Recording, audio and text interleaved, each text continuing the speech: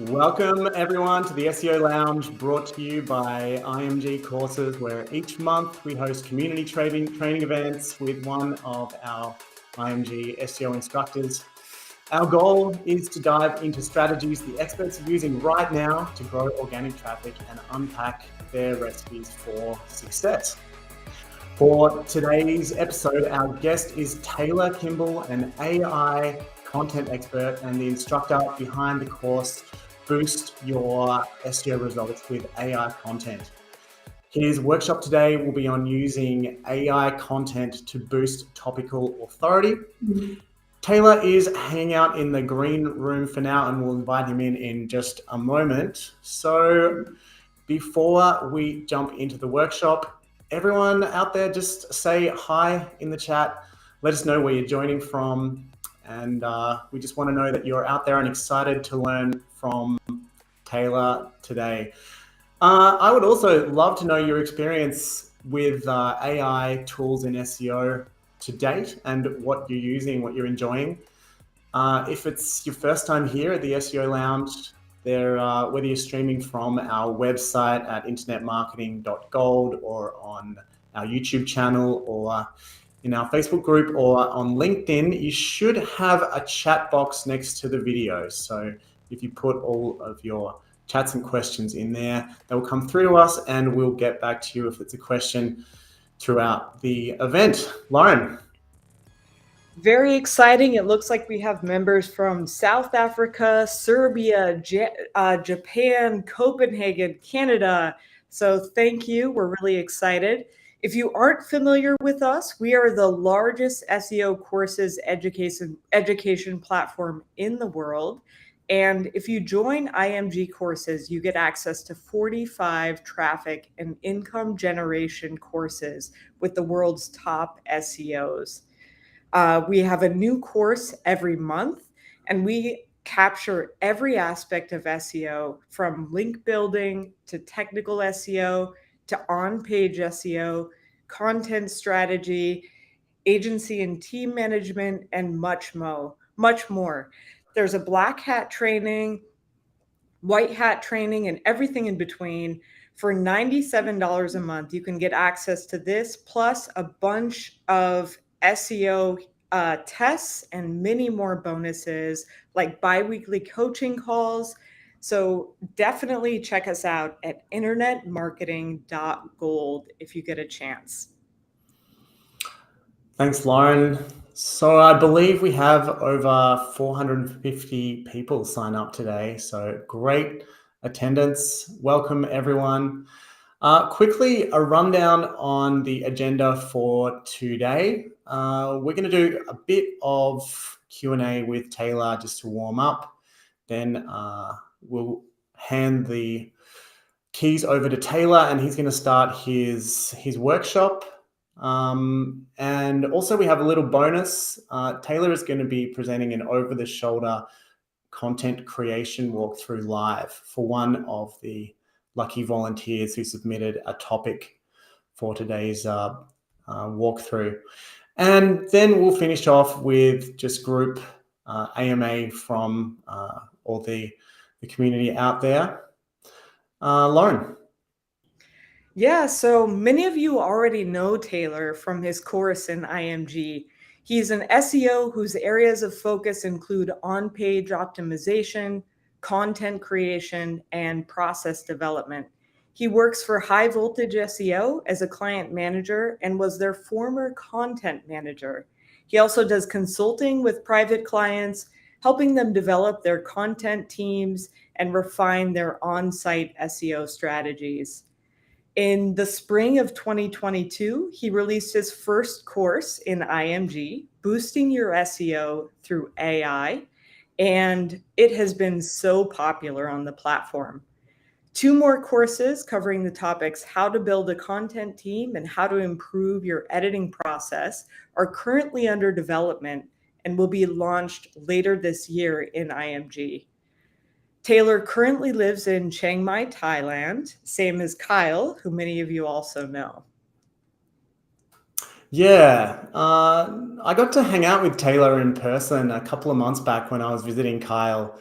over in Chiang Mai, actually. And what really impressed me about Taylor was the first time we'd actually met face to face was he came across as someone who can not only hold his alcohol very well, but someone who is constantly learning and evolving, and who's really passionate about that personal growth and also sharing his knowledge with others, which is, I guess, why he made such a good instructor for his course. So without further ado, I would like to welcome Taylor. Hey, Andy, thanks for having me on. Let me just fix that. Welcome. And Got me? how do we do with that intro? Yeah, great. I'm not sure I want to be known for handling my alcohol, but I guess that's one way to start an intro to 400 people. Okay, sorry about that. Too late now. Now you have the reputation. You'll have to. I'll have to live up to it if That's Chiang Mai right. SEO happens next year and everyone comes. So Taylor, I'm curious about your story.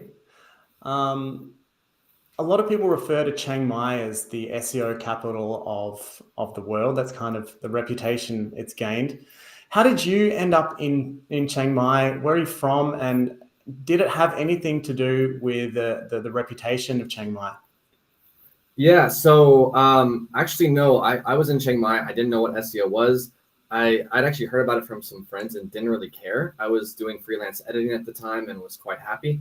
I'm originally from the USA, but I left around 2013 and moved to Chiang Mai then for about 6 months. And I didn't even want to come here. I didn't want to be in Thailand. But I was in Brazil and my visa expired, and my girlfriend at the time was coming here to volunteer. And I just knew I didn't want to be in the USA. So I thought, like, sure, I'll go to Chiang Mai and check it out. And then I fell in love with it. So I was there for about 6 months, left, and then came back here in 2018 when I was in Peru and winter was coming and I don't do well in the cold. So I thought, like, hey, I like Chiang Mai, let me go back. So yeah, I just came back here and way into SEO. I was friends with Kyle.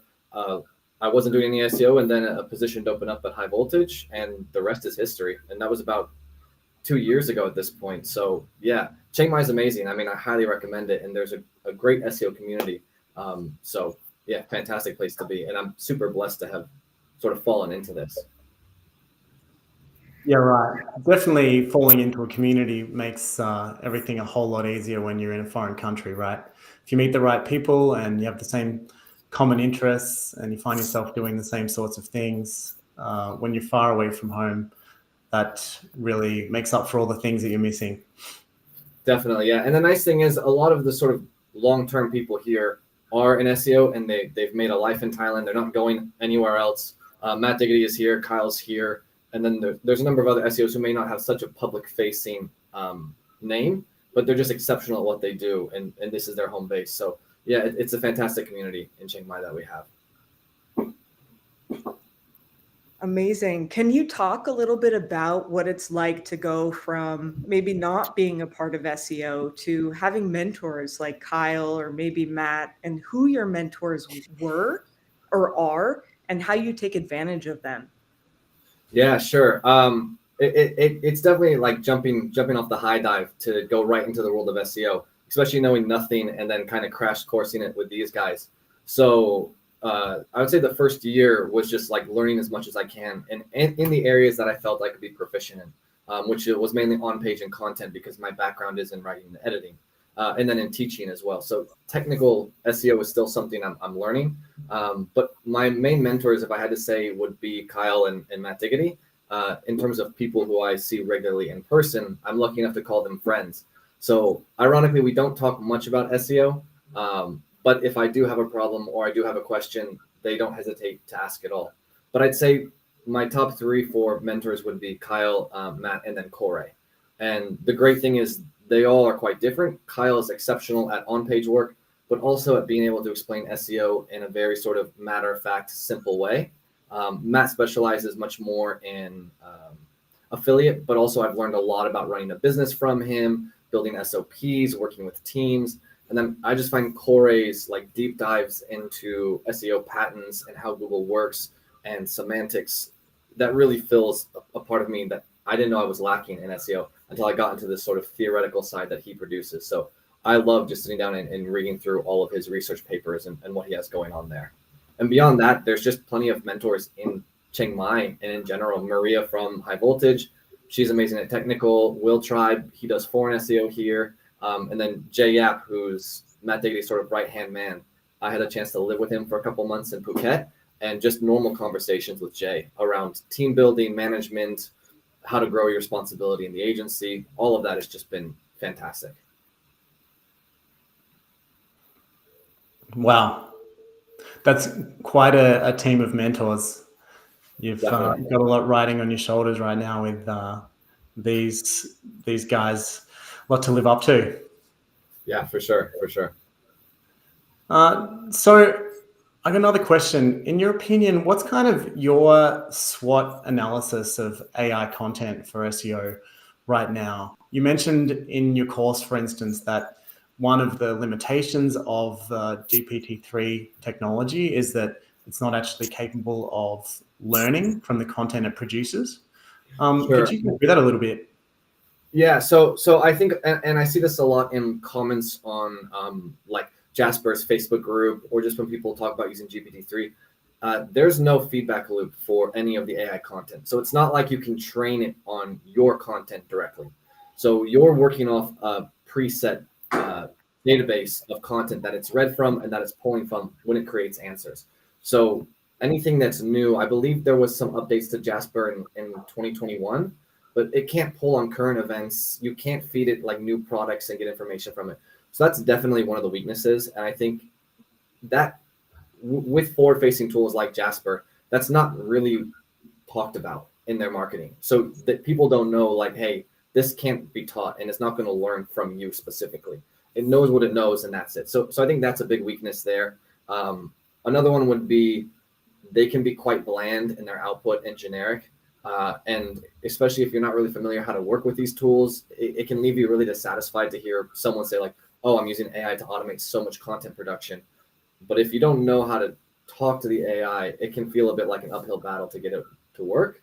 And then I think the other ones is really more of a user error. A lot of people come in to working with AI tools thinking like, oh, this can automate my entire content production. But really it should be treated more as an assistant. And if someone approaches it like, oh, I'm going to automate everything, and then they publish that live, their site's going to tank. I mean, the content is good, it's decent, but it should be treated as, say, a first draft that you're going to fine tune later on. So I think that there's definitely some weaknesses there. And if someone can invent like an active neural network or a way to fine tune AI, that would be an amazing strength. That's also one of the opportunities that I see. OpenAI has their API available where developers can fine tune with additional training materials. So if someone out there wanted to make an AI that had been fed a bunch of new information, say in the fitness niche, and then it was able to produce more fine-tuned content on that, like that's a huge opportunity for forward-facing products to customers that people can work on. Other opportunities, I think just in general, these are awesome tools for people who maybe are industry experts or but they're not confident in writing, or they're non-native speakers, and it's like they know all of these facts, they can talk about this for hours, but maybe they struggle with getting that content across. These tools can really help them flush out, say, the first round of a paper, and then they can start to plug in their knowledge into the different places. So I think this just opens it up in general, and not even just writing tools, like the AI art designers that are coming out. These are amazing. I mean, it's just leveling the playing field for people who are very creative, either visually, but they can't draw, or they've got great ideas, but they don't know how to express them. So I like what's going on here in the AI space.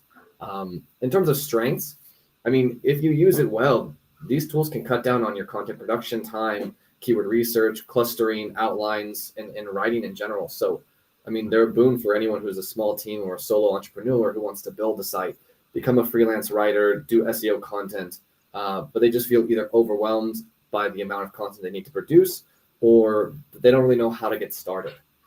So yeah, I think that there's a lot going on here. And in terms of threats to AI, I think the main threat actually just comes from using the tools poorly. And in some ways, I think it also comes from the marketing campaigns that a lot of these companies use when selling their tools, selling them as kind of like the end all be all. And I've seen the shift in marketing and positioning over time as people have kind of commented like, hey, this really isn't automating my content. to a lot of the positioning being like, oh, treat it as your AI assistant.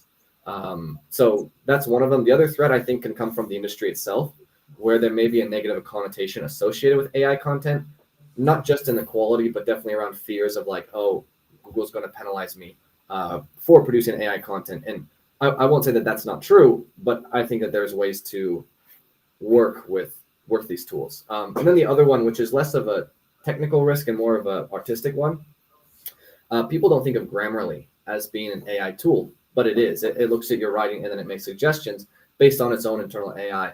And there was another writer talking about this where a lot of modern writing is starting to sound the same.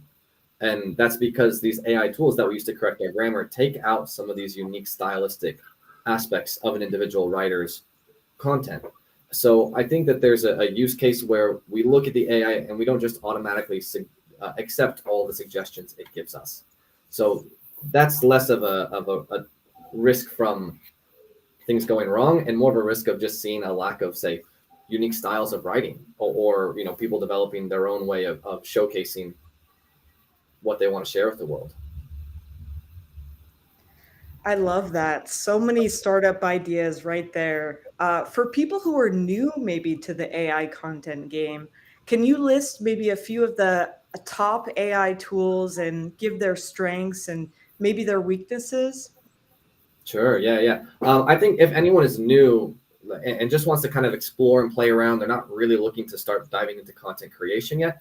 OpenAI has their API is open for free.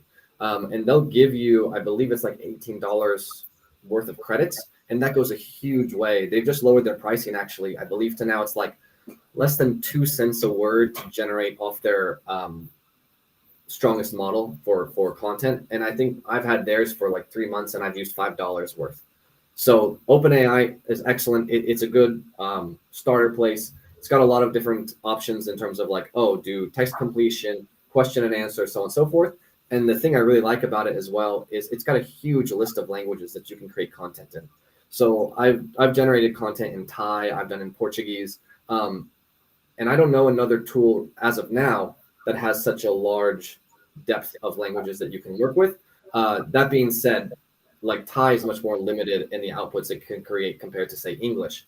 But on the flip side, OpenAI, it's not the easiest interface, and the outputs are really limiting. And there can be a learning curve when you're trying to really dive into it, all of the things it's capable of. So if you're looking to just play and experiment, OpenAI is great. But if you want to jump into just content creation, you want this, you're ready to go, and you're willing to put down, say, $50 a month, then Jasper is probably the most well-known one right now. I know Copy AI is getting a lot of press as well. I've worked primarily with Jasper. I've been there since the beginning, and I'm very happy with it. They are consistently delivering new features. They're listening to their community. They're, based on the feedback that we give them, they adjust things. And supposedly they're actually in contact with the people from GPT-3 and OpenAI. So yeah, they are an excellent place to go. Super easy to use, streamlined interface, and I couldn't be happier with that. However, Jasper AI does have sensitivity filters. So if you're wanting to write about, say, adult subjects or more sensitive content topics, GPT-3 has those blocked. So if you're looking for something like that, you may want to look at Article Forge. They're based on their own data sets, so they're not GPT-3 based. They don't block any topic for content creation. So that's where I would look for that. And then I think just the other one, which I haven't played with too much yet, but I've actually just started to, is WriterZen.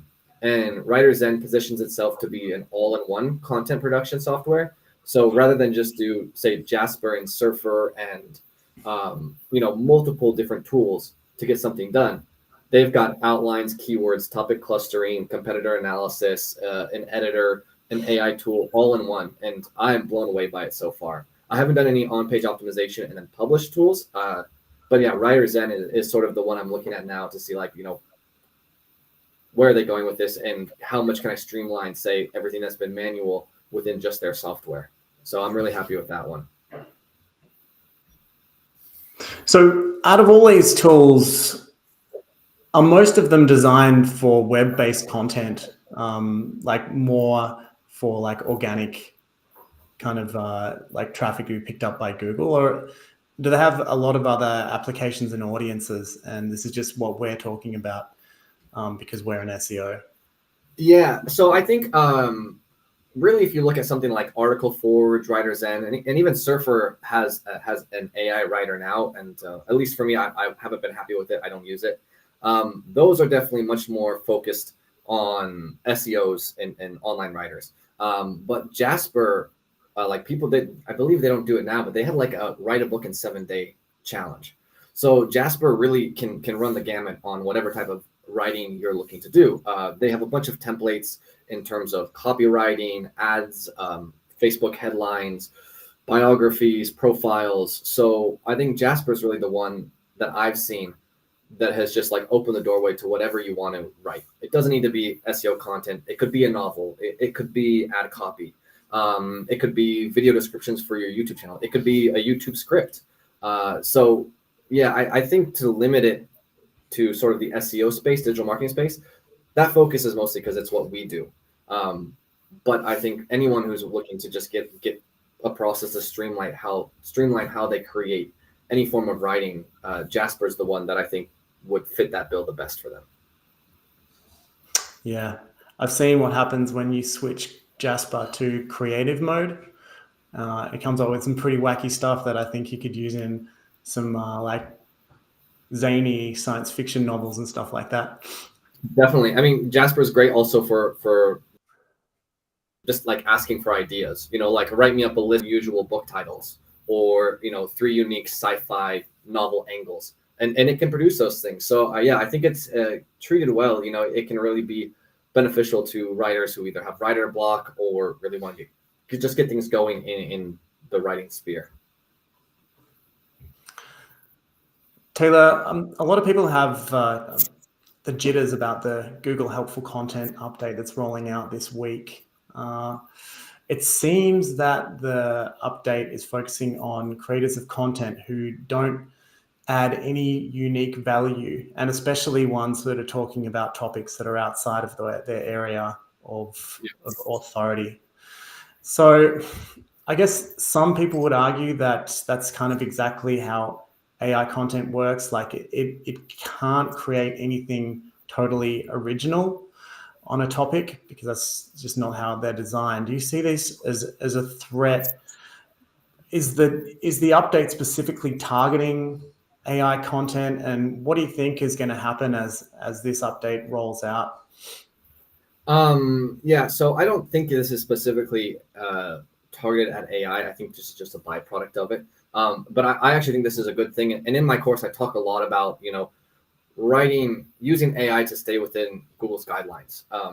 They have a lot of different places where they say like, it's against their guidelines to do automation without human curation. So they haven't said that you can't use AI. What they're saying is don't do anything fully automated. And I believe even in their release about this update, the helpful content update, they give you a list of questions that you can check to see like, does my content come off as helpful? And one of them is, are you using extensive automation to produce content on many topics? Are you summarizing what others have to say without adding much value? So I think that this is just an across the board sweep of, say, content that doesn't help anybody. We don't need 100 pages on the same topics, like ketchup, how to make ketchup. 1 page is good enough. I don't think it's targeting AI, but I do think that it's targeting people who are using AI in a lazy way, which means just like generate an output and publish it. But I do think that even with this, there's plenty of room where, you can add value. You can use AI to get the base structure of your content and then add your own unique twist on it through editing, through optimization, through your own unique insights. And whether that's, say, a personal essay, or you're in marketing or you're an affiliate and you're building content for those sites or informational content. I think that this is a great update. And yeah, I think it's a step in the right direction for Google to really satisfy their users' needs. And anyone who's, genuinely trying to help other people, and as Google says, create people first content, not search engine first content, really shouldn't be concerned in the long run. Yes, all SEOs first and foremost are creating content for people, not search engines. Unfortunately, that's probably not ever true. But I when you see tools like this sort of democratize processes that were kind of, once sort of that there was a barrier to entry, what happens is you have a flight to quality. So it will reward those people who've been playing the long game and building content because they love that subject matter, or because they're passionate about it, or they're experts in that field. So yeah, there might be a lot of SEOs upset by this, but I mean, I doubt Google really cares if our SEO community is upset, so. No, not at all. I think you summed it up really well by saying that AI tools make a great writer's assistant. They're not primarily going to take over all of the automation of all your content at scale. If they're used that way, then you probably will be hit by the helpful content update. and I mean, it's not a bad thing, right? Like I know as a Google user, it's frustrating when I want to find content on a specific subject and I get hit by, an auto-generated site. Like, this just doesn't help me. So yeah, maybe it puts the onus on us as SEOs and as digital marketers to up our content game and really say like, hey, does the world need another page on this subject? Do I have something to say about it? And if not, maybe you don't need to be in that industry, or maybe you don't need to be in that niche, and find something that you actually do add value in. Well said. Yeah, for sure. So Taylor, you have a course in IMG. Would you mind telling us a little bit about that? Yeah, so my course primarily focuses on, rather than teaching, say, techniques, I do a walkthrough on Jasper and show you how to use it and the different features and so on. But the goal of that course is really to teach you the principles behind the way you can use AI tools, whichever one you want to work with, to create content that would be considered white hat or within Google's guidelines. And ideally doing it in a method that prevents people from getting hit by updates such as this helpful. So I talk about how GPT-3 thinks, how Jasper thinks, how they go about producing their content, along with the limitations that are inherent in that. And I'll actually be covering some of that in my lecture today. And then I do talk about different methods of how Google may go about detecting AI content. I'm not saying that they are currently punishing people for doing it, but the difference between, like, are they doing it and can they do it? I think they can do it. That's actually not that hard, but whether they're putting the time and resources to do so is another question that nobody really knows. And then I also talk about different ways to create AI content depending on your level of how risk adverse you are. So if you really don't care if your site crashes and burns, then go ahead and auto-generate everything, put it up there. But if you're really risk adverse, then I show you ways of really adding the human element. Optimization through tools like Pop. Adding your own twists, adding additional content that the AI couldn't know about, such as unique facts, figures, updating it. So yeah, that's most of what my course covers. On the practical side, I do a walkthrough of Jasper and show you how to work with it. And then by the end, my goal is that viewers are comfortable to work with tools like Jasper to cut down their content production time and increase the output of the AI that they're working with. And I've had both beginners and longtime Jasper users take the course and have great feedback around it. Thanks, Taylor. And in terms of your workshop today, using AI to boost your topical authority, tell us what you're going to be teaching us. Yeah, so I'm going to talk just briefly in the beginning a bit about topical authority. Corey is really the expert on this, and I highly recommend reading his white paper on the subject on holistic.seo.digital, or watching his interview with Matt Diggity. So I'll just briefly talk a little bit about topical authority and how that can relate to authority built through content. And then we're going to look more at content production, increasing your content depth, and then we'll look at some of the slides from my actual course talking about where AI suffers, like areas of knowledge that you can't really write on with it, and then what to do about it in terms of working with Google's guidelines. Awesome. Very exciting. And I understand you've prepared an over-the-shoulder demo from one of the volunteers who submitted a keyword. Is that correct? Yeah. So I know a lot of people struggle when they're first working with Jasper, or they get frustrated with it. Maybe it produces the same output again and again and again, or they just find it doesn't produce anything.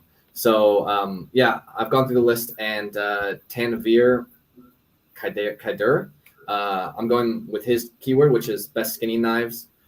So yeah, we'll be doing an over-the-shoulder walkthrough. And just before we jump into that, I did want to mention there was a few other lists that few other keywords people struggled with, and I wanted to address them because it kind of seemed to fall under the same subject. Jasper is not great at anything that it doesn't know. So I think one of them was office space, Austin office space for rent. And he said it only pulls listing data, but it's not very good. You can't create any new content around local things that Jasper doesn't know about. So even with something like best skinning knives, you can't ask Jasper to write content on new products. So just keep that in mind. And we'll talk about that more throughout the course, throughout the workshop tonight. But yeah. Great. Okay. If you're ready, you want to prepare your presentation, Taylor, we'll hand over the keys, and I think I'll just display it now if that's okay.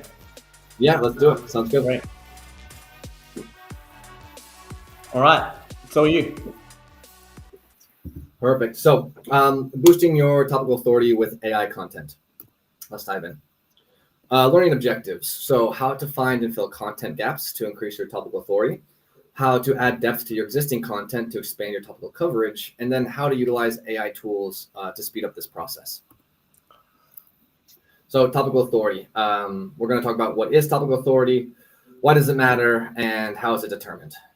For further reading, this is what I mentioned. This is Corey's site, Holistic SEO, and Topical Authority. This you'll spend like an hour and a half working through this paper. Super in depth, gets into Google patents. But if you're curious to know more about this subject, there's a lot more that I'm going to cover here. This is just skimming the surface and focusing on content. So any SEOs who are really wanting to dive in, I think he's the subject master on this topic. So topical authority is a factual methodology to improve the rankings of a website without backlinks. Topical authority is used to provide the expertise of a source for a topic by covering more entities, attributes, and subtopics with accurate information. So what this means is Corey's done some case studies where he used no backlinks. The websites were sort of very bare bones, but he's built this topical map where he ends up covering all of the topics and subtopics related to his the focus of his site, and he's just growing through the surface and getting massive amounts of organic traffic, within months of publishing. So this is an approach where, let's say that you really don't want to go after backlinks, or you don't have the budget to go after backlinks, but you can write and you can cover all these topics quickly. Topical authority is the approach you can take to start ranking your site, and then pairing it with backlinks, and especially appropriate, niche appropriate or topic appropriate backlinks as well, really only helps further and secure your site in that spot as being, say, the authority in your field. Oh, that's a little bit too big. So why does topical authority matter? Because the more complete coverage you have regarding the topic of your site, the greater your authority will be, which potentially leads to increased rankings in the SERPs. So the picture to the left here is a semantic map of coyotes and the entities related to them. And you can kind of think of this as a topical map. These are actually easy enough to build on your own for your own site. You just think about, what are the things that are related to my subject matter. And through this workshop, I'm going to use coyotes because this was actually used in a research paper regarding semantic mapping. So I thought it's appropriate. So you can see we're looking, and if I want to make a site that has full topical coverage regarding coyotes, I can't just talk about coyotes.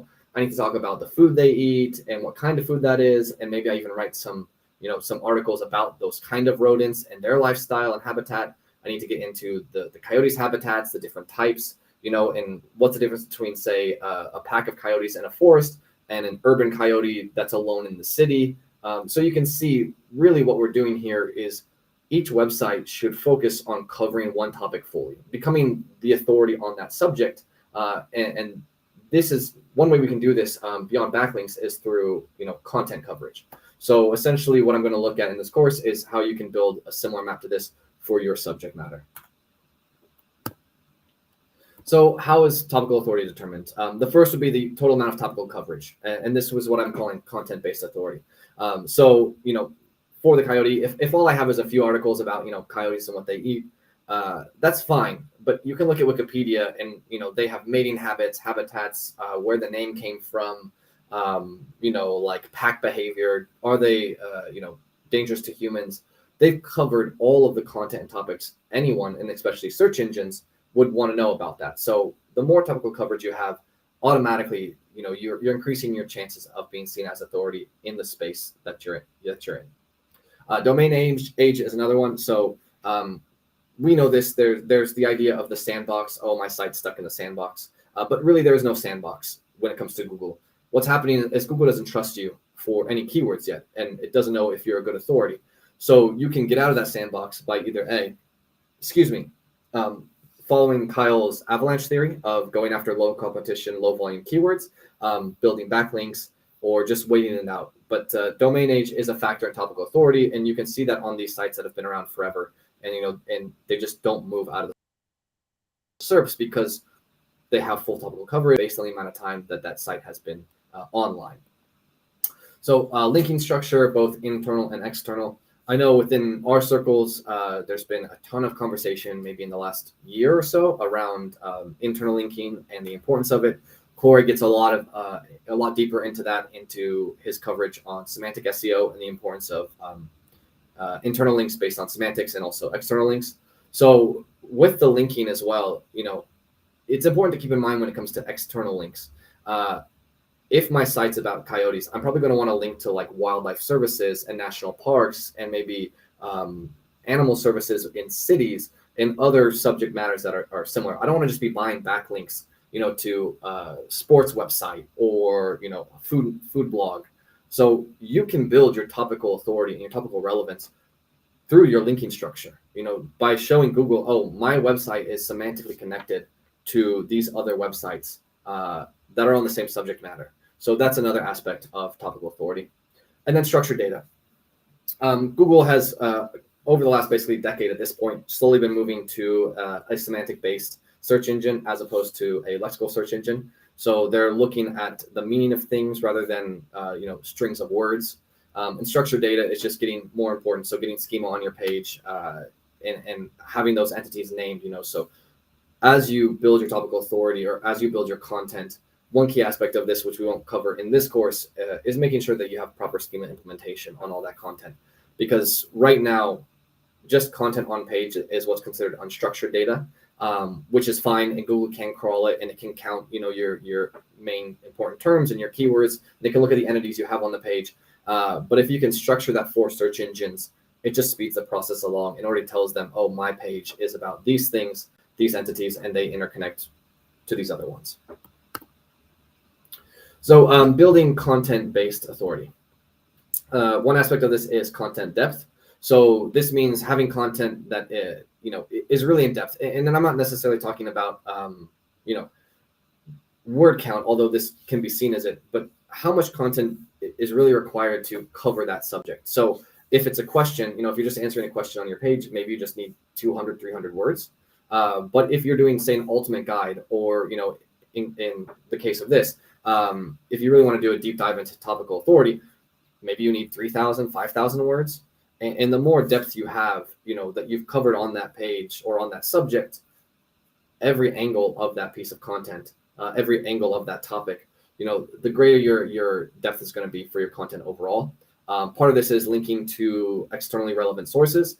So research papers, education sites, .govs, and or let's say that you're in the food industry, you've got a food blog, linking to, say, restaurants or other chefs, just things that are showing that your content is well researched, well vetted, with Google's guidelines, helping users, putting users first, so on and so forth, and then full coverage of the page's topic. And this is really the focus that we're looking at. So if you're compared to your competitors, how well is your page doing in terms of covering all relevant topics for the main focus of this page?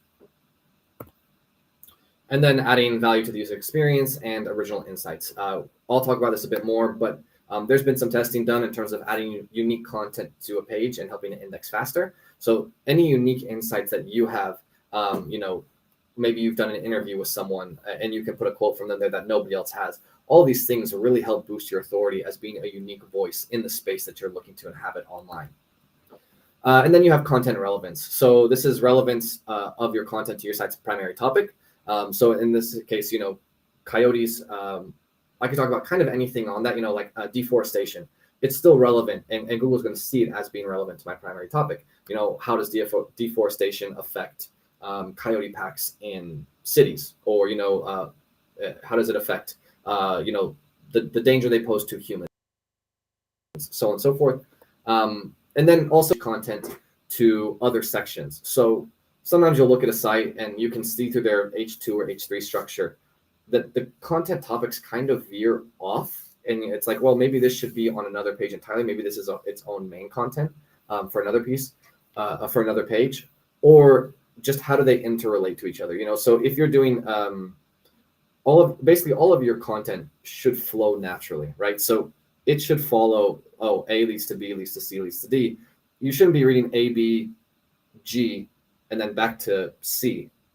That breaks the flow. And that's more from how writing gets structured. And good writers know how to sort of build their points on top of one another. But even as the page descends, it just should make sense in the way the content on the page relates to each individual section. And then the relevance of content to each other on a site-wide scale. Again, you don't want to be plugging in, random recipes on this coyote site, or like how to do backyard gardening, and think you want to just go off in that niche. And I think we're seeing that a lot too, where we're looking at these sites that, maybe were massive authority sites a couple of years ago, and now they're just tanking because they try to cover everything. And I see that a lot in foreign SERPs, especially in foreign affiliate sites, that just, they'll be like, the best of everything.com for their country. And they did great for a few years, and now they're just getting destroyed because Google says you're really not about anything. You're talking about vacuum cleaners and the best pens and keyboards and lawnmowers. And what's happening instead is these niche sites who are doing info content, who are basically becoming micro authorities on their subjects because they're highly focused, are starting to crush those sort of big name players who before seemed like you couldn't really topple them. So I want to use. Can I just jump in for a sec? Yes. Just a question. It seems like a lot of this actually comes down to really high level planning of your content in the first place. And is that something that you see as integral to successful content using AI, and just generally? Because I know that from experience, the way that most businesses are publishing their content is more short-term thinking, like we need to publish this many articles a month. What are we going to talk about this month? What are we going to talk about next month? Without having that structured long-term plan on the coverage of specific topics and how that's going to relate to the site and the different hubs and architecture within the site. Yeah, for sure. I mean, I think really like, this, if you haven't done this now, maybe pause your content production and get this done. You can build a topical map in an afternoon really easy, and you'll never run out of ideas of things to write about. And we'll talk about this in Wikipedia as an example. But yeah, I really think like, your content production shouldn't be a fly by the seat of your pants kind of situation. You really should know, like, hey, our users, especially if we're talking about like, user-based SEO or people first SEO. If you have a business, let's say that you're in small loans, you offer small loans to business owners. There's probably no end to content that you can write about that. And you really don't have any reason to be writing about subjects other than helping people with small loans. Maybe you want to write about like how to pay off your small loan when you have debt, how to deal, should I take on a business loan if I already have personal debt? I mean, these are two ideas just now off the top of my head. So yeah, really with content strategy, this should be done, in the forefront, and you could easily build out, say, 6 months worth of content plan to just work through that. Yeah, that's really how I see it. And you really just focus in both on, again, for search engines in terms of building topical authority, but as well as for your users, right? Like if I go to a site and let's say I'm really interested in a subject, if they just keep writing on that same topic again and again and again, and they write well, I'm just going to read everything that they've written. And if they potentially sell a service, I'm going to buy it. So I think, yeah, it just benefits everyone both from the user standpoint to the business owner or the site owner or even the writer, to really have this developed. Because from a writer standpoint, it's a lot easier for me to hone in my writers on the same subject for 6 months than be throwing them new topics, every other week, even if it's kind of vaguely related, say, business loans and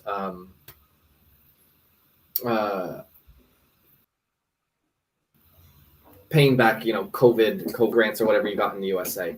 So yeah, I think it just helps it to have this focused content topic done first. Well, maybe we can unpack that in another episode. You can show the guests what to do in the case of your website being full of old random content that's been generated without a plan. Sure. Yeah. I think that'd be super interesting. Yeah. I just had someone wandering through the house. So yeah, that sounds like great. And yeah, anyone in the chat also is totally cool to say like, hey, that'd be a great thing to learn. And I'm happy to even add that onto the IMG course for anyone who's in it. So let's dive in. I think Wikipedia is an amazing example of content-based authority sites. You can look, and even if you have, let's say that you're in, again, this is the coyote example. Let's say I'm making a new website about coyotes. I can go to Wikipedia and I can look at their contents list, and this tells me all of the topics I need to write about on my site. Now, I'm not trying to beat Wikipedia per se, but Wikipedia doesn't sell anything, right? Maybe I'm selling coyote t-shirts or Save the Coyotes Foundation. I don't know. But here's a huge list of topics that I can create from. And even better is when you're actually in Wikipedia and you can see on the intro here, it shows you exactly what subjects interlink to each other. So, we can see like, coyote is a species of canine. It makes sense for me to cover what canine is on my site. Now, it may be a very short article, or maybe I'm linking out to the Wikipedia article on canine rather than writing on myself. But all of Wikipedia shows you the exact breakdown semantically of how topics relate to one another and the topics you need to really get this full topical coverage across the board. So I think that this is just amazing. You can see further down the page, it talks about their diets consisting of, deer, rabbits, hares, rodents. So, how big your topical authority map is going to be really depends on the context of your site. So, if I'm doing like a, save the forest animal, all of these, bubbles to be covered, all of these maps to cover, deers, rabbits, deforestation, the impact of humans and camping on forests. If I'm just focusing on coyotes, I can dive in here and get everything I need. I don't need to go anywhere else. So I really think Wikipedia is amazing. I mean, most of their articles have great topical depth. They're super relevant. They're always on point. And you can see when the article has, like this main coyote article will cover a little bit about, a habitat of the coyote or diet, but it will likely link to a full article if Wikipedia thinks it's relevant to have, its own main content on that. Yeah, so I think, for Wikipedia first, it's just a great resource. There's a reason we call it like the world's library. But when we look at it, and then you're actually suggesting, Taylor, that Wikipedia ranks so well, not necessarily because they're Wikipedia, but because they're a trusted source that's earned that authority because of the quality and the structure of their content, which is exactly how Google wants to see it. Well, I mean, how did Wikipedia become Wikipedia? They were producing quality content that was well structured and highly reliable and in depth that people started liking and visiting. Yeah, I mean, they basically have created the perfect setup for the kind of content Google likes. And I'm not saying we're trying to beat Wikipedia or that, we're going to dethrone them, but what they've done is actually just absolutely incredible in terms of looking at them as sort of like an example that we can set for how we go about creating content, and you never know, right? Wikipedia probably couldn't assume that they would end up here when they started, but it's amazing what they've managed to do. And I think that this is a really great example. We have this page about coyotes, and I may not be thinking at all about, how coyotes interact with humans, or if I'm thinking about it, maybe all I'm thinking about, as humans and coyotes in cities. And here Wikipedia has a whole section on coyotes in mythology. coyotes and folklore. And you can see that they actually link off to a whole separate article. So they cover it on their main page. And this is that sort of like hub and spoke idea around content. And so it's like, oh, cool, we'll cover the basics of coyotes and mythology here. But actually, if you really want to know about it, we have that whole map over on this other article. And then you can see it, trickster gods. So if I click there, I'm likely going to see all this other information around trickster gods, which again is topically relevant to my site to some degree. Maybe not in the context of, what I'm working with in coyotes, but really you can use Wikipedia to build out an insane content map for pretty much any subject you're looking for. So let's talk a little bit more about building your topical map and the different ways you can do that quickly. Now, I know there's some tools out there. So far, there's not one that I've thought like, oh, this is amazing. I know a lot of people like to use Ahrefs for for keyword gaps. But I think why not use Google itself or things manually? Like it's just easy enough to open up a spreadsheet and start grabbing these things and getting them out. So people also ask is amazing. This is the PAA just for searching coyotes. And you can always click, you open one and 3 more will drop down. So you really have like an endless list. And Google's telling you already this word or all of these subjects are directly related to your main topic of coyote. And then from the SEO standpoint, we can then look at optimizing for the people also asks subjects. By the way, so further reading, Kyle wrote actually a blog post on this topic, how to build a page called Google Loves to Rank. He talks a lot about building semantically related pages, and he walks you in depth of doing this exact thing, using people also asking related searches to build these semantically related pages. And so I'm just tying that concept here into the topical map idea of using them both hand in hand. So if you want to read a bit more, go there. It's a great article. Everything Kyle does is just pretty fantastic. So here is Answer the Public. They're really amazing as well. This is free to use. I believe you can only search in Great Britain or United States search engines. So, if you want to focus, say, on Australia or foreign language, you'll need to pay. But this will show you, the who, what, where, when, why of all the questions that you would want to know around coyotes. So you can really just use this. And then what you're doing is essentially grabbing these different content sources, whether it's related searches, people also ask, Wikipedia, and, mapping them and how they belong. And I do this just in a spreadsheet. It's easy to plug it in. Or if you're a visual thinker and you really like these kind of things, you can use mind map tools, sort of like blank canvases where you can just write things down and make the connections yourself. And really with Google moving more towards, a semantic search engine and also putting users first, it makes sense to structure these things in a way that you think makes sense. Don't worry about how computers think they make sense. That is important, and we can use structured data for that.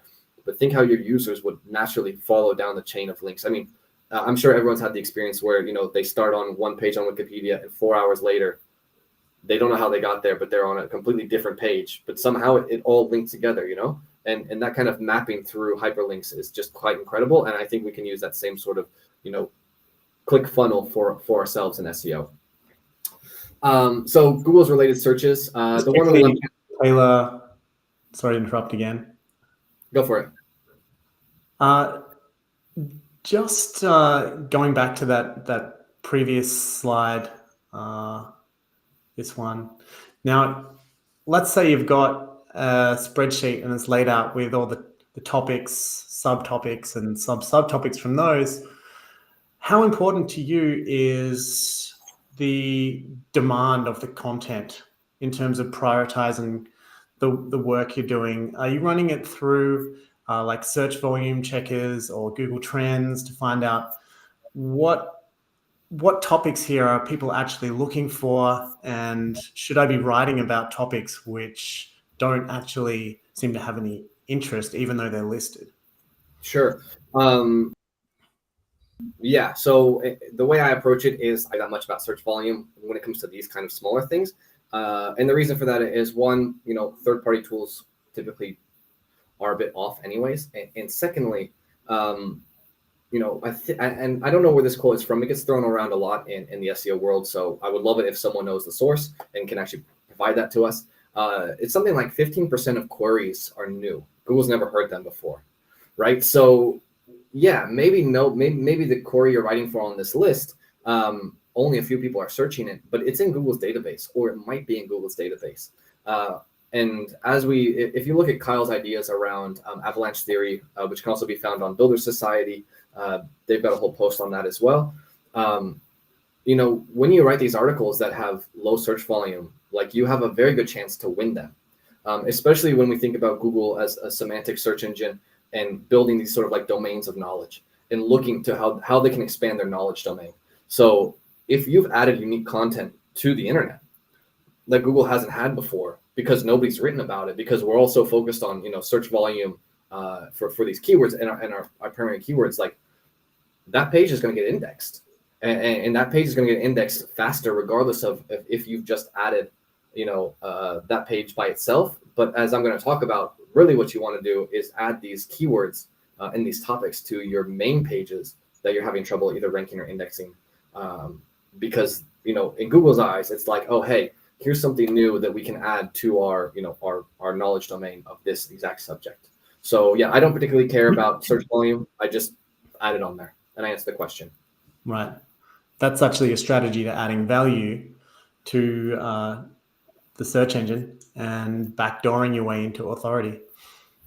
Yep, exactly. And yeah, we'll talk about that a bit more, exactly that same subject. So yeah, the other place I like to find additional topics for my topical map would be related searches. So the left-hand side one is just coyotes, and you can see that the related search to that is, are coyotes dangerous? And then you can look on the right-hand side, and that's that exact same panel, but I've searched that. And now you can see that that topic of, are coyotes dangerous, actually starts to break down more specifically. So you could have your main article be, are coyotes dangerous? And then cover topics such as, are coyotes dangerous to dogs, to cats? What about to large dogs versus my teacup chihuahua? Pets in general. Are they afraid of humans? Are coyotes dangerous when they're, approached at night? So you can really see how you can use Google itself outside of third-party tools to tell you what topics are related to each other. And this is how you build your map. You can just plug them in, main topic, coyotes. Secondary topic, coyotes dangerous. Third topic, coyotes dangerous to dogs. And you start with a broad query, and then you just narrow that down over time. So it's a bit labor intensive, but also, like I said, this can be done in an afternoon. And if it's done well, then this is your content plan for a year, 6 months at least, unless you've got a massive team who's just churning out content. So, and then the last one I like is SEO Minion, super popular plugin, free to have. I highly recommend it. So if you're wanting to pull all of the people also asks for a subject, you can just automate this. It just plugs into Google, and you can run your search term. You can see I did coyotes, and I think you can run it multiple levels deep. I think mine is only 3 or 4 levels deep. And this is the visual export, and you can actually see how each people also ask relates to each other. So, like coyotes relates to, what do you do if you see a coyote? What attracts a coyote to your yard? And from there we get, does dog poop attract coyotes? Are coyotes aggressive? So you can see how these subjects interlink together, which also shows you how you can build out your internal structure for your content topics. But the great thing is, this also exports as an Excel file. So it's easy enough to just export that and then plug it in where you need. So this is another tool that I really highly recommend just having, even if you're not, an SEO, if you're a content writer, but you really want to dive into the research around a specific topic, get the SEO Minion, grab all the people also asks, and see what you can cover it there. So why go to all this trouble? Well, part of that is because Google is moving from a lexical search engine to a semantic search engine.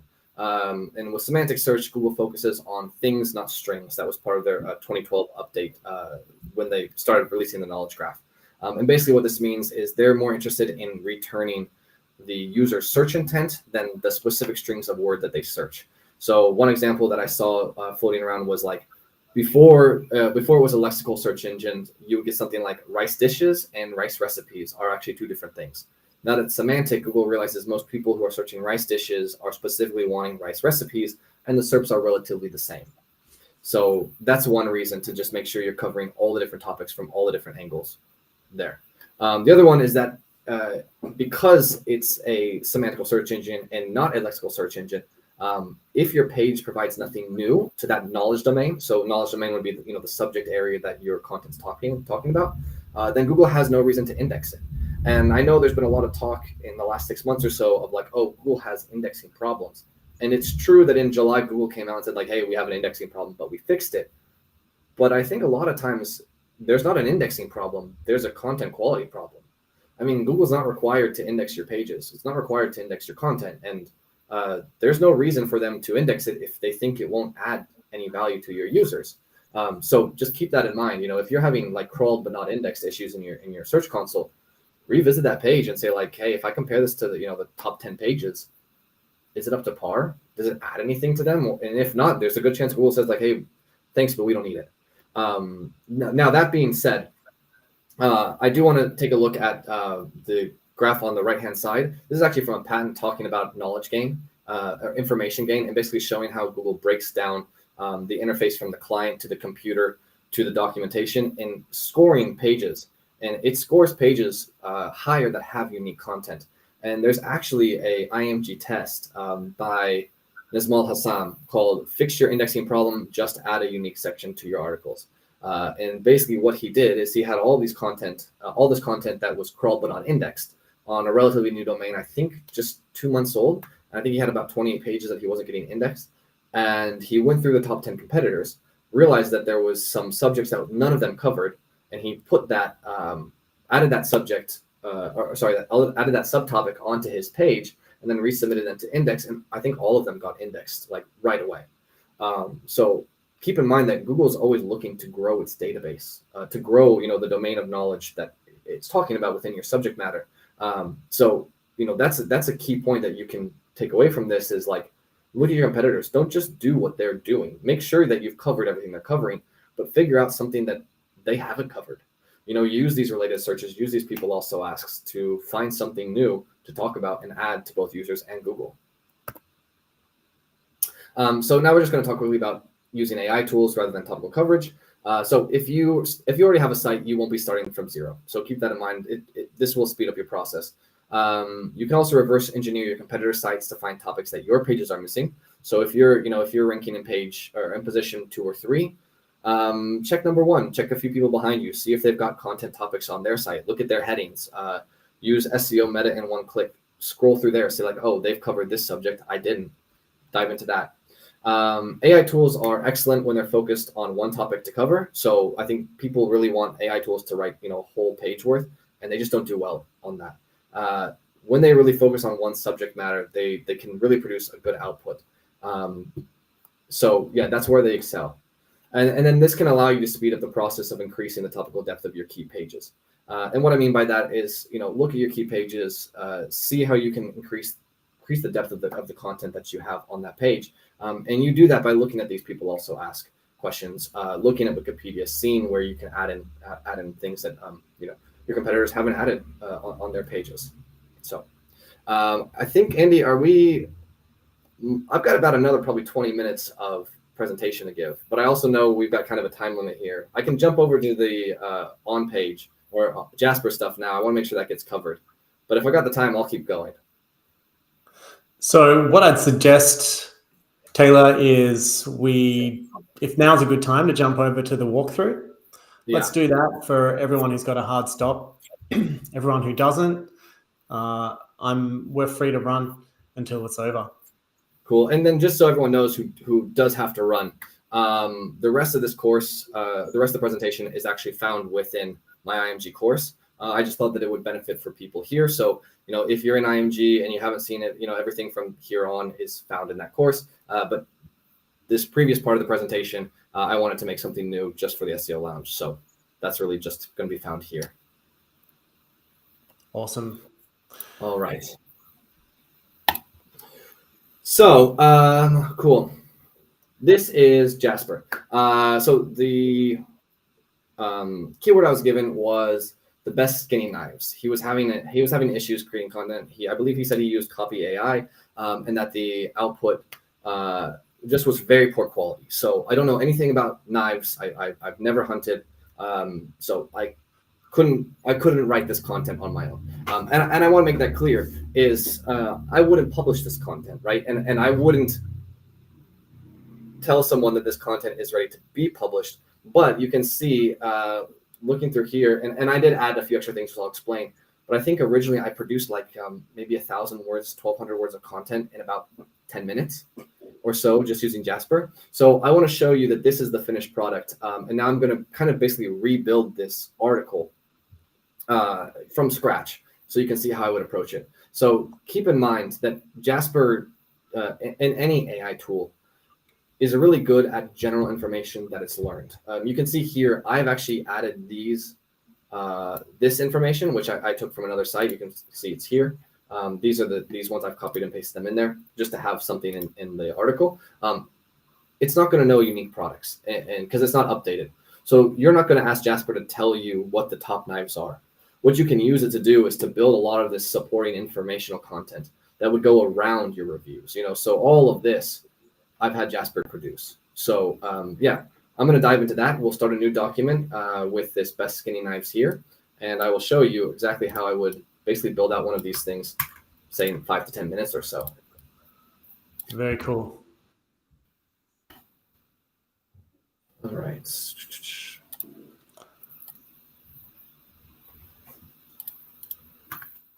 Cool. Okay, so within Jasper, one thing that they've recently added, which I really like, is, and let me just clear this out. So this is the keyword, the best hunting knife, the best skinning knives. So you can tell Jasper to write a command. So I can say write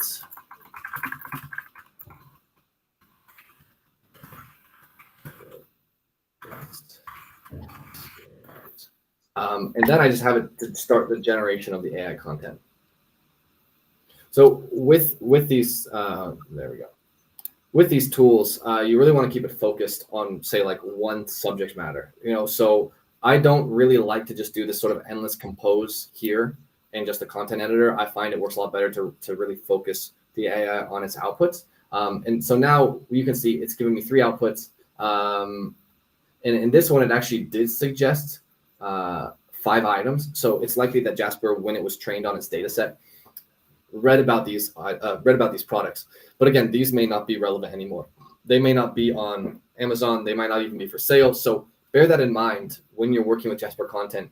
It can make up facts. It can make up products. I've had it make up URLs and sources and quotes. So it's great at being creative. It's not as great at being factual. So you really want to always make sure you have an editor. But let's just quickly read through, and we'll grab our first intro to pop on there. I think this one's good because it's just more. Actually, all of them talk about that. They all have a specific knife. So yeah, so we'll grab this. This will be our intro. So you can see it's copied. Here we go. When it comes to hunting, one of the most important steps is skinning the animal. And in order to do a good job of skinning, you need a good knife. But there are many different knives on the market that are designed for skinning. So which one is the best? Okay, so this is a decent enough intro. You can see it's here. So if I was actually going to work with this, what I would do is like highlight this section, say in Google Docs. And then that lets me know that, hey, I need to fact check this, or I need to have my editor go through this and fix these things. But basically now we have our intro, and what we can do is jump over into something like blog post topic ideas or blog post outline. And you can see this is exactly what I did. I posted the best skinning knives here, didn't use any tone of voice, and this is the output it gave me. What to look for when choosing a skinning knife, different types, how to use one, best way to care for it, and tips for skinning animals effectively. So you can then just pick the one you want. I'll probably use this one because I'm not sure. I don't know how well Jasper would. Actually, let's do this one because I don't know if it knows how to skin animals effectively, but it will be interesting if it does.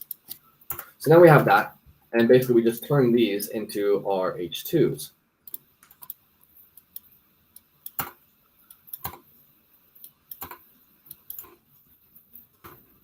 And then what we do is we go back and we actually just kind of write the same thing again. And you can see, rather than compose here, in this case, I'll use the paragraph generator. So that one you can actually get a bit more in depth.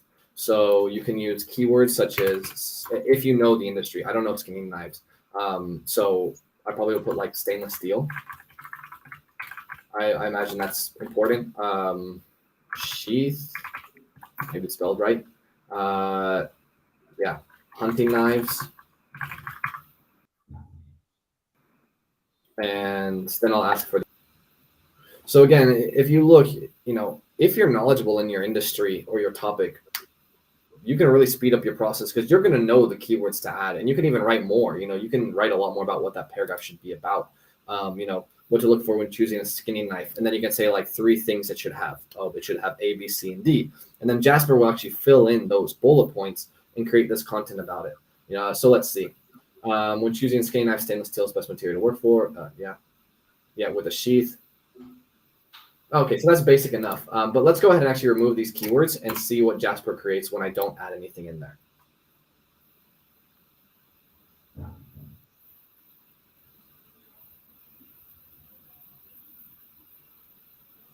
Okay, so this is even better. I haven't added anything, and because I don't know much, Jasper knows more than me. So yeah, factors to consider: blade length, blade shape, and the handle. Blade length between 4 to 6 inches, high quality stainless steel, sharp edge, comfortable grip. I mean, this sounds legitimate to me. I mean, I'm not a hunter, so I have no idea, but it sounds pretty good. Different types of skinning knives, so plug that in.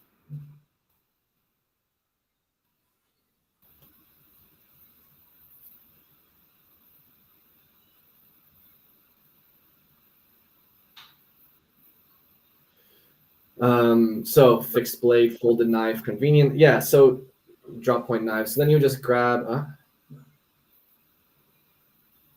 I think that's not really relevant. Skinning, different types of skinning knives for game. The other one too is if you find Jasper is not giving you the output you're looking for. I remember in the other article, I think I searched a slicing knife, and it was giving me a lot of feedback, a lot of outputs around like chefs in the kitchen. So if Jasper is not giving you what you're looking for, then give it more detail. And here you can see, okay, so now it's talking blade shapes, folding knives, fixed blades, gut blade hooks. This is getting much more into detail for probably what our reader would want from these topics. And basically, with this article, what I would do is follow this tree the rest of the way, and then you'd have a fully built article. You can see I'm at 600 words, and if I was doing this just on my own, it'd probably take me 2-3 minutes, 5 minutes at most to work through the whole thing. And then, what I would suggest is, if you're building this as an affiliate site, you look at what the best knives are currently, and then you can just write, you plug those in, you get that. The other one you can do too is, let's say you're not that great at writing in general, but you want this section. You can see if this is no, that's not the one I want.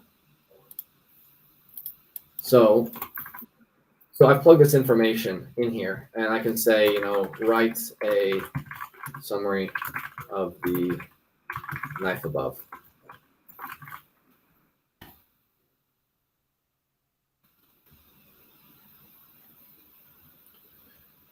Sleek and modern knife, perfect for roasting. Yeah, so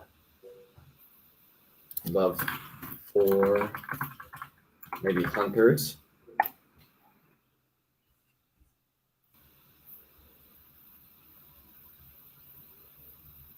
There you go. Talking about deboning, hunters, stainless steel.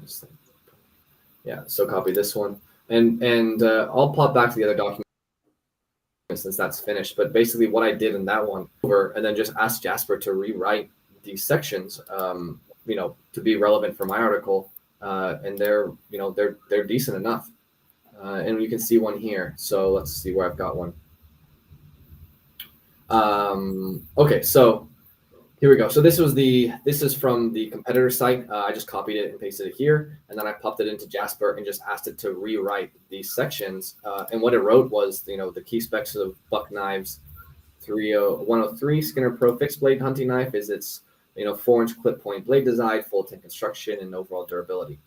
Clip point shape is ideal for skinning, keeping game, so on and so forth. Yeah, and I did the same thing with this with another one where I had it write me a summary just based off the competitor's content. So you can see, this is 2,600 words. Yeah, it probably took me less than 30 minutes to produce. And, at this point, assuming that I know about this industry and I'm just not, I'm not a writer, I have the first draft of an article, a solid first draft.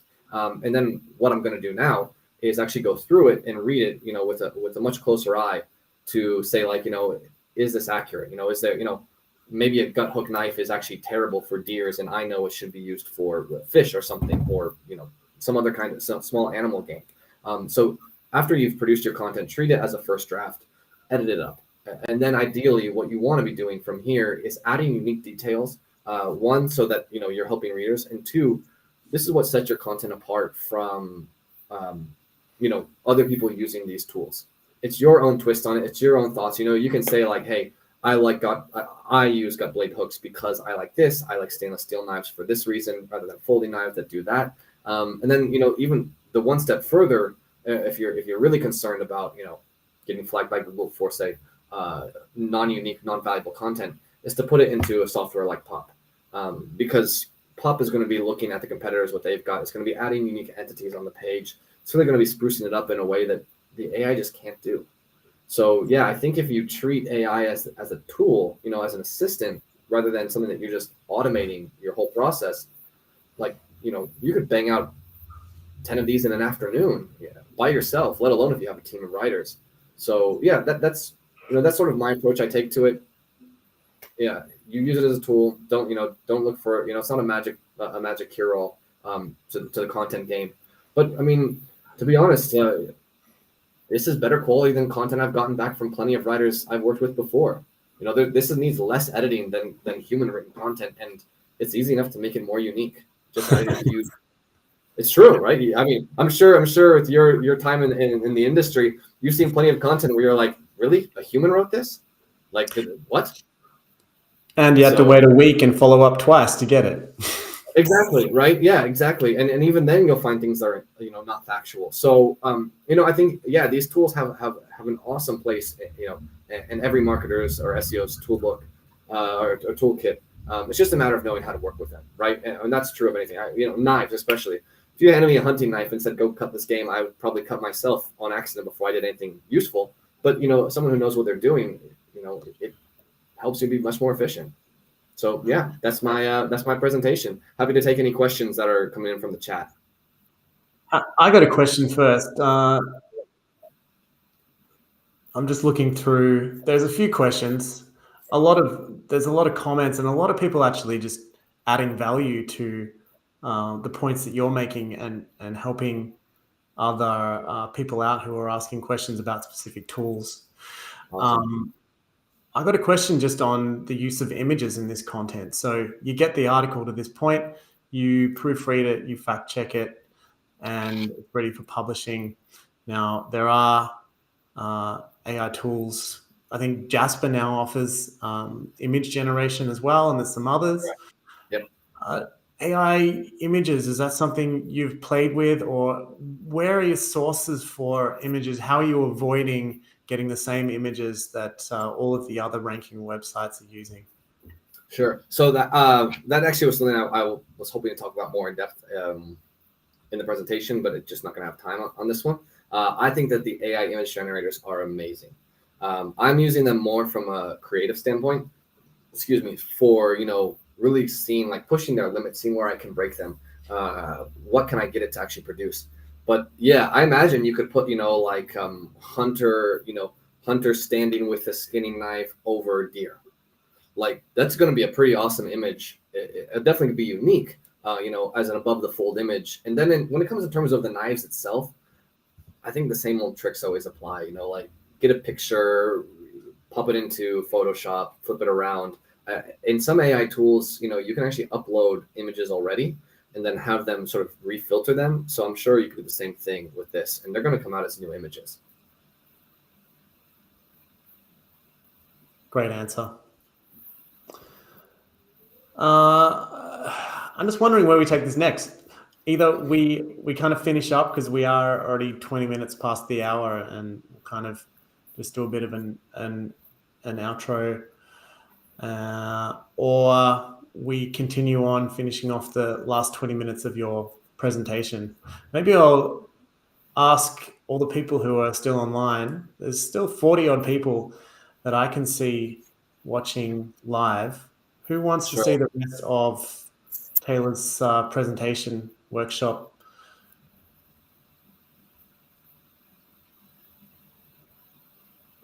Let's go with it. All right, sounds good. I'll breeze through it quickly because it's getting late here. I think it's 10:30, and I'm gonna take like 2 hours to calm down after this.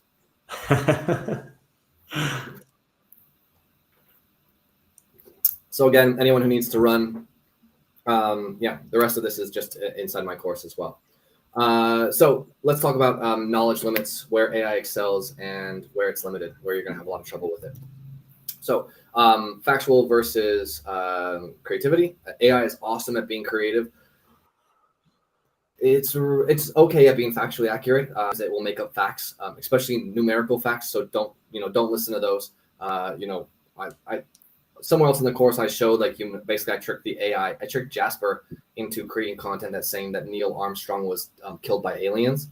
And part of doing that is by adjusting the inputs, and where it's taking its information from. So you can actually trick the AI to giving the incorrect factual output that you want. But it is creative, right? So if you need it for storyboarding, ideas, first drafts, this is fantastic. General first, technical. So I think you can see from actually just this example we've done, the general topics around knives. It knows what stainless steel is. It can tell you that, oh, you should use a gut hook for this. You should use a folding knife for that. But it likely couldn't tell you like the technical aspect of like, hey, you use a 4-inch, serrated blade to make the incision here in this point in the animal to cut into this tendon. So yeah, on the general side, it's great. On the technical side, this is the user's responsibility to have more information. Surface versus in-depth, again, similar. Great at being in surface level content. In-depth content, it starts to falter. So that's where, having an actual editor or someone who's knowledgeable in the space can fill that out. And then static info versus changing fields. So changing fields, anything that gets updated often, it doesn't work. So like when anything about COVID just has nothing there. Static info, if it's benefits of vitamin C, that's fine. You can use AI for that. If you're looking, like new research in vitamin C or 2022 vitamin C research best skincare, nothing's going to come. And then self-correcting. Yeah, the AI isn't learning. So keep that in mind. You can never teach it something new. The other thing is like once it faults on an output in your content, it's going to use that information again going forward. So if you catch an incorrect fact and it's an important one to your subject, go ahead and just fix it right away, because it will take that and treat it as fact for future outputs that you're working with. So topics that work well, common knowledge, static information, historical events, creative descriptions. Topics that don't, highly technical, adult subjects, as I mentioned, GPT-3 based tools have this blocked, so you just can't use it. Go off to use something like, I think Phrase maybe does it, but I know Article Forge specifically focuses on this. And then recent events and specific products. We did a bunch of tests at one point on drones, and the AI was just giving us all this information on different drone products. But none of them existed. Or if they did, they were all out of stock at this point, or they weren't being sold on Amazon. So, treat everything with a grain of salt. When I'm working with this tool, as I said, I highlight any aspect that I think could be suspect, and then I just do a bit of research afterwards to adjust that. And then very niche subjects. So I have an interest in a very, very niche aspect of technical analysis for trading, and the AI can write like two articles on that subject. The information wasn't in its data set, and most of the books I'm reading are not online. They're like old school published books. So if you're a super niche, the AI may just not have anything to offer for you. So keep that in mind. There's limitations here. It sounds like product descriptions and stuff like that can be difficult as well. That depends. So it can be. What's really nice in Jasper, and OpenAI has some like this, but Jasper's is really well developed. They actually have a product description template, and I'm not going to switch over to show that now, but yeah, they have a product description template where you actually tell them, oh, this is the name of my product. And then I think you give them like 500 characters, basically a quick summary. And you can also add like a list of key features to your product, and then it will generate a product description for you. So again, maybe it's not perfect, but you've got the first draft there to get you rolling, which is 9 times out of 10, like that's the hardest thing, right? Like getting the words on the page the first time. You can always fix things and make it better, but figuring out that first draft is a pain in the ass. So how to discover topics that work well with AI and what to do if yours don't. So testing your content subject. If you're new to AI and you're not sure if yours is going to work well, here's how you can see if it will work for your subject. One would be to generate outputs on a broad subject matter in your niche. So look at like, what's the topmost topic? In this case, coyotes, right? I'm going to ask it like, what is a coyote? Write me an article about coyotes. So one is to work with, secondly is to work with primarily static information that won't change over time. So in the case of our best skinning knives, you know, like what makes a good skinning knife? Like that's not going to change now or in 10 years. But what will change is the products themselves. So use the AI to work with the static information and then hire your writers or use your own time to write those things that change. So then from there, you can create progressively more specific requests. So from here, I go, what is vitamin C, common sources, benefits, highest vitamin C levels, different types, how much vitamin C does an adult need?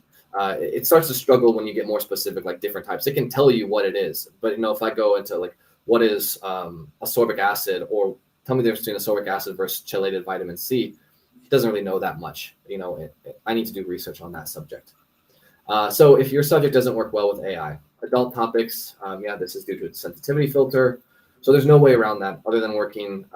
You can work with their API and request adjustment to the content filter, but like that's not really going to happen for instance. If you're a dev team and you're working on something around OpenAI research and you really want to use this, maybe you could get it done. But you know, maybe there's one person in the entire 400 who fits that bill.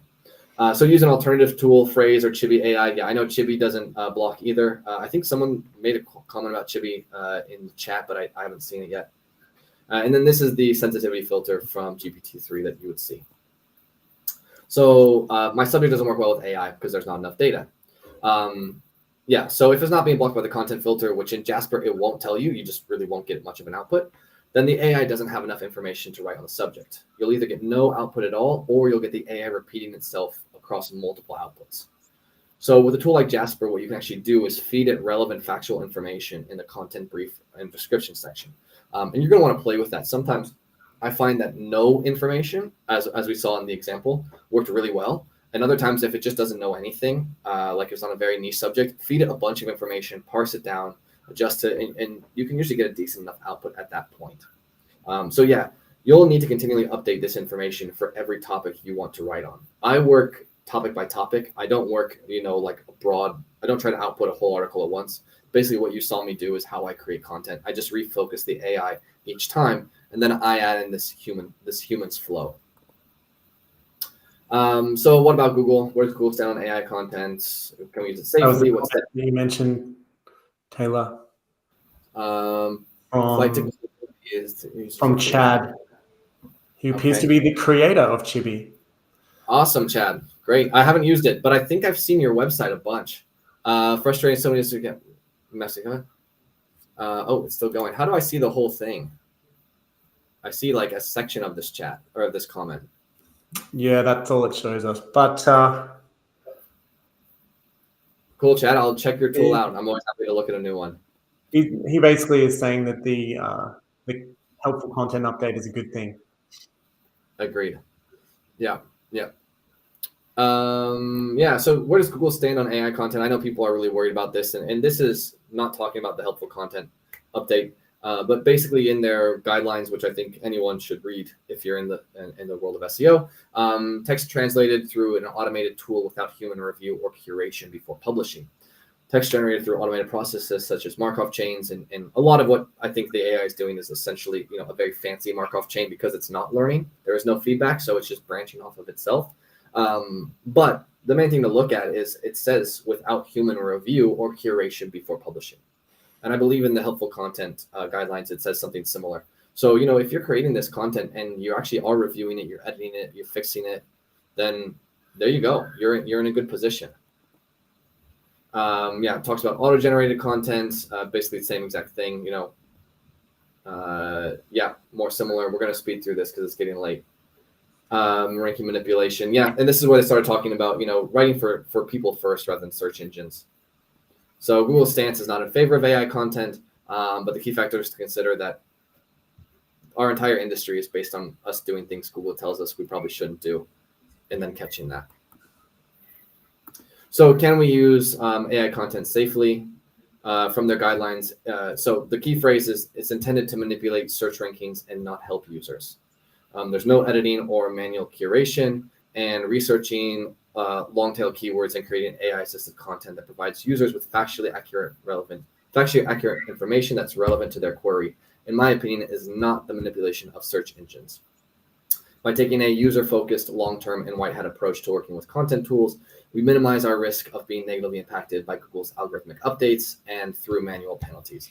And that's basically exactly what I said in the beginning. And this is where I think we can use AI well as an assisted part of our content creation production. And that's it. Taylor, can you add this webinar to your IMG course? I think that's up to Andy. I don't know if that's up to me. I don't know if I have make it available in IMG. It's in the vault. We can definitely add it into the course too if people want that. But the recordings are always in the vault. Yeah, I have one thing. So someone asked, is it not plagiarism to just redo a competitor's article? Yeah, I agree it is. What I haven't shown here, in the article I showed, I didn't redo his article, right? All of that AI content is just from the AI tool itself, which you want to optimize. I'm using that article to show, like, I don't know anything about knives. So I'm grabbing just that example and showing how it can rewrite a description.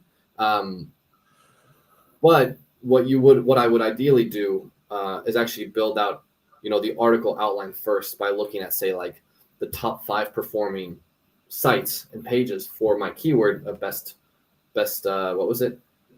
Best skinning knives. So I would build my H2s, I would look at all of them and then, write my own based off of that.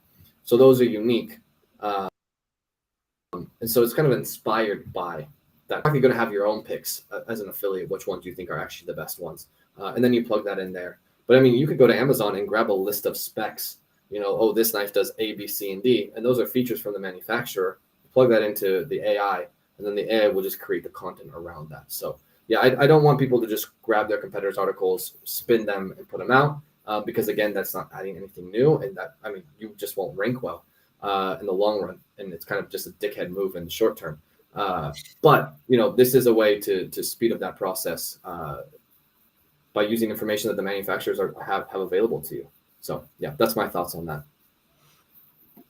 Gregory had a comment on using data from Wikipedia into the command function in Jasper for more accurate results.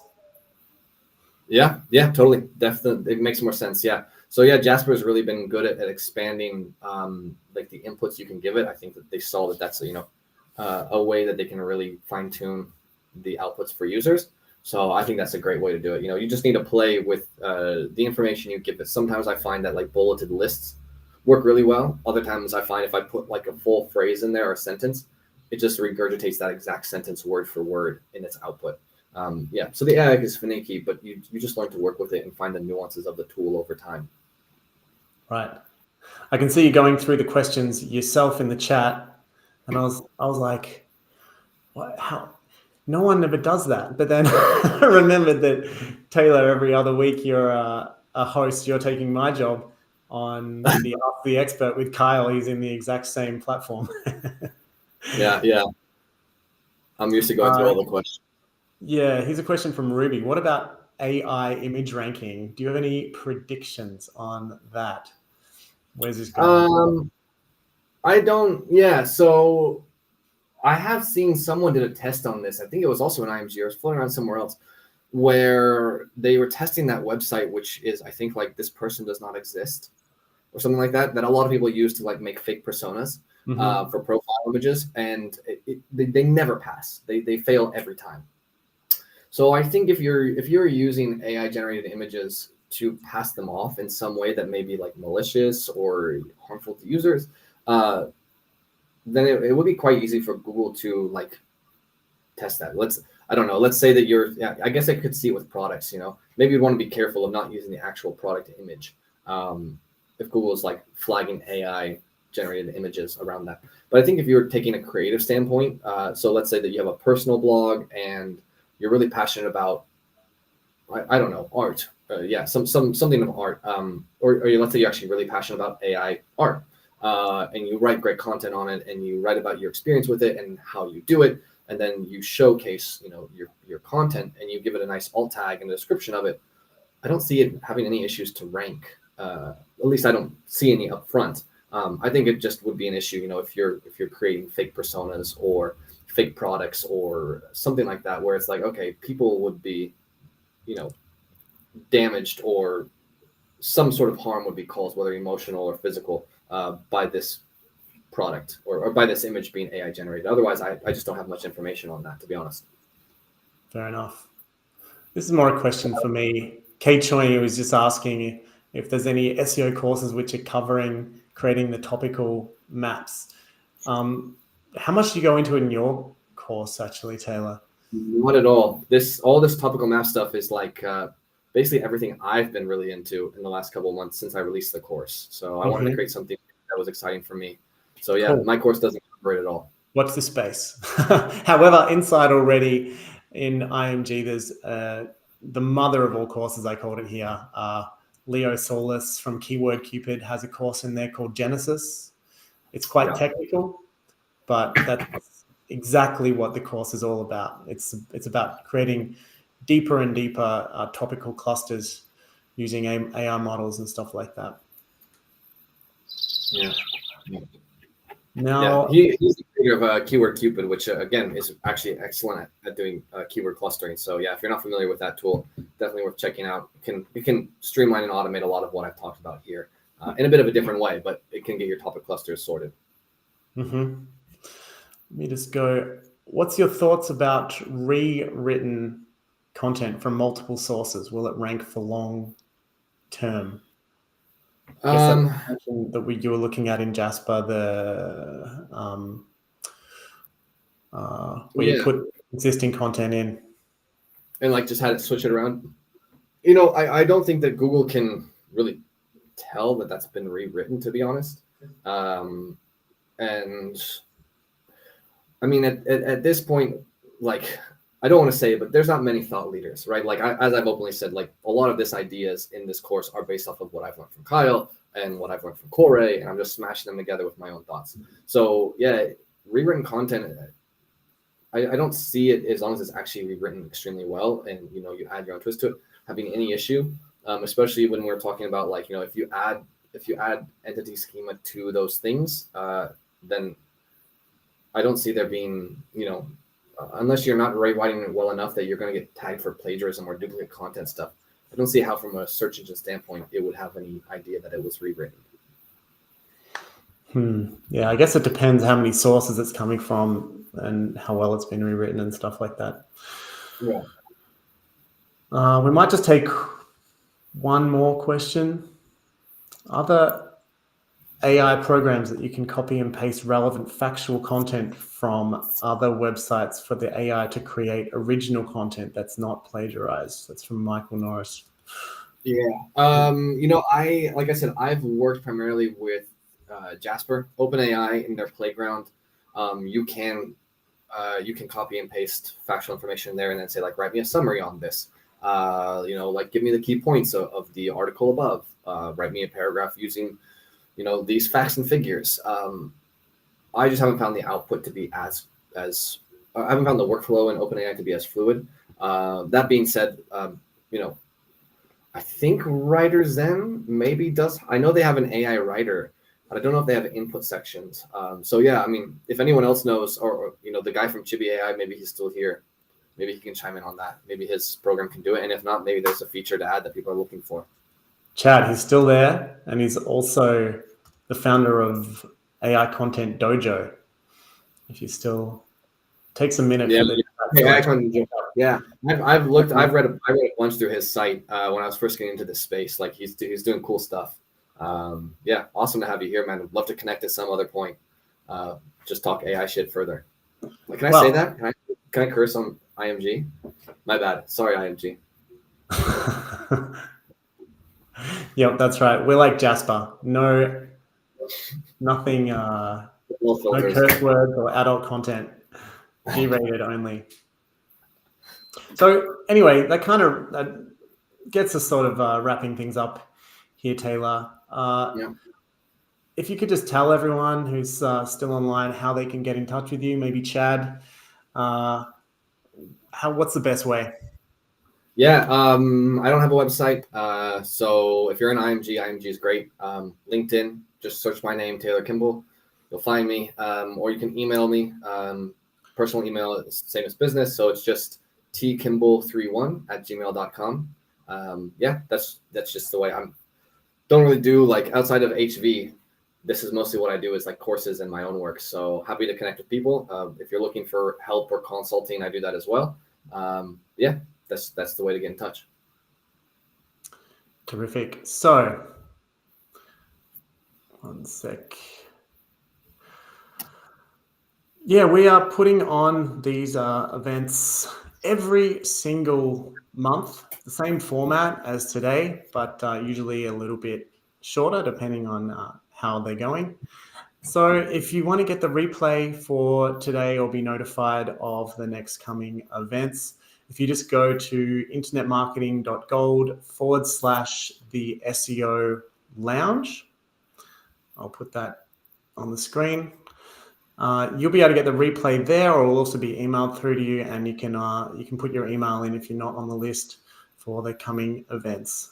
And we will have one around the 20th of next month, and the guest, it will be Kyle Roof. We're bringing Kyle back from the episode he did late last year, which was so far probably the most popular episode we've done. So he's kind of back by popular demand.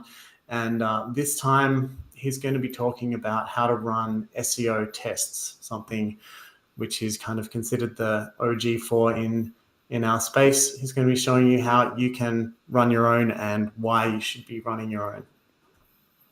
So that's coming up. Taylor, really, really want to thank you. I'm super grateful for the presentation you prepared. It was very well researched, very well presented, very informative. We got a lot of positive feedback. And so thank you very, very much for coming on and all the effort you put in there. Yeah, my pleasure. Awesome to share, share what I get into. And yeah, happy to help the community. They've given so much to me in the last couple of years that it's time I start giving back. Terrific. Well, on that note, thanks everyone who came along today.